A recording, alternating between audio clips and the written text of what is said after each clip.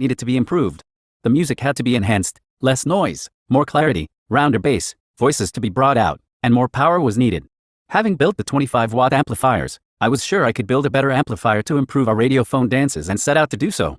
Sometime in 1953, an old schoolmate, Herman Hughes, who was also in the radio repair business, gave me a large, old 10-tube radio chassis. This I scrapped to metal top. Scouting around to find the largest radio transformer cores that I could, I located two which had to be rewound, one for power and the other for output. These were rewound by Mr. Leslie Soares, who had his business place at the top of Duke Street, below East Queen Street. To build an amplifier as was envisioned required extra high voltages and powerful tubes. 15 watts was the highest power then available commercially. The most powerful tubes available at the time were 6L6S, which could handle 50 watts for a pair, and it so happened that I had 6 or 8 of these which I had brought back from England. Special care was taken in the circuit design of the amplifier as the provision for bass, mid-range and treble control was provided as front panel controls. I adapted an experiment so as to obtain the quality of sound required. The driver stage, power output and power supplies had to work hard to give over 50 watts of output power.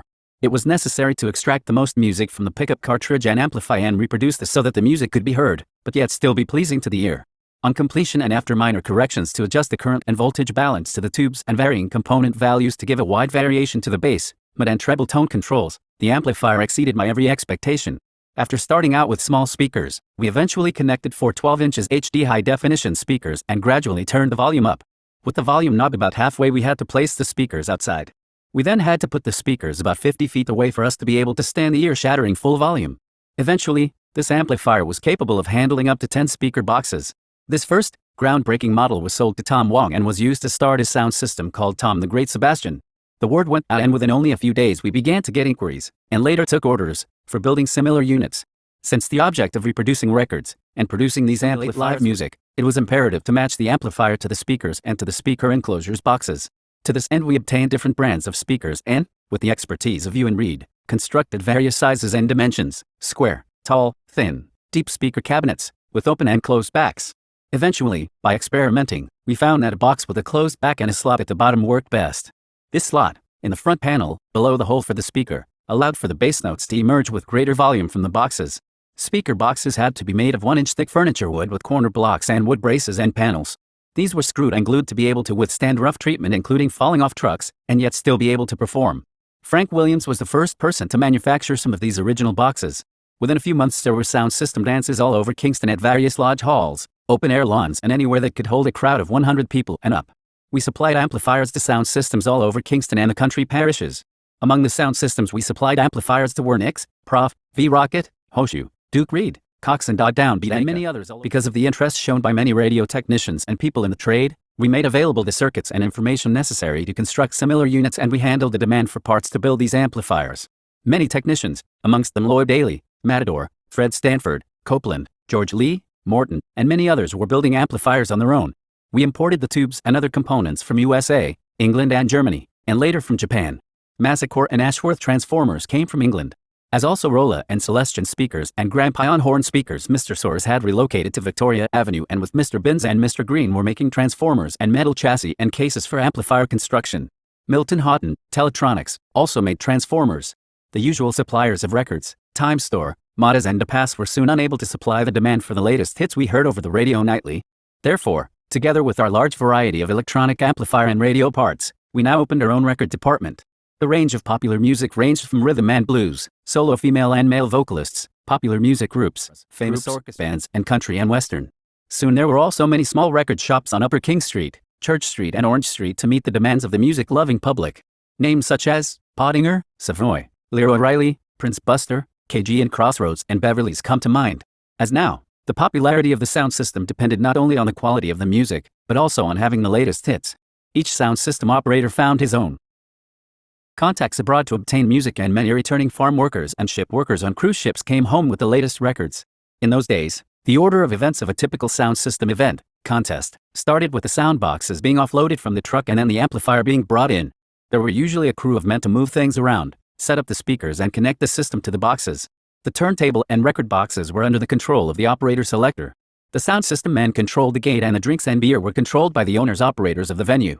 The operator selector then started to warm up the crowd. At country events they first used the steel, public address, horns, pointed all over the district to draw attention. Since, From the time of building amplifiers for street corner meetings, all our amplifiers were built with a separate microphone input and control. The selector also used the mic to add his voice or ride the music. Many young singers had the opportunity to try out their voice for the first time, and so, over the years, the great toasters and DJs evolved, adding their lyrics to existing tracks. At that time, the Garrard record player was universally used because the unit had a plug-in head shell that could accommodate any mic pickup cartridge. In 1954, GE introduced the GEVR2 cartridge to complement the high-fidelity performance available on the 33 RPM long-playing disc. Other manufacturers also followed with their own version of high-fidelity cartridges.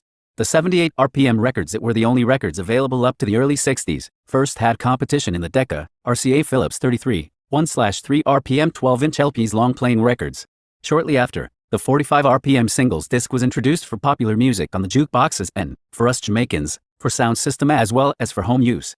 In about 1955 to 1956, we added to our range of speakers the new Rollage 50-watt speakers. This caused a lot of excitement in the sound system world.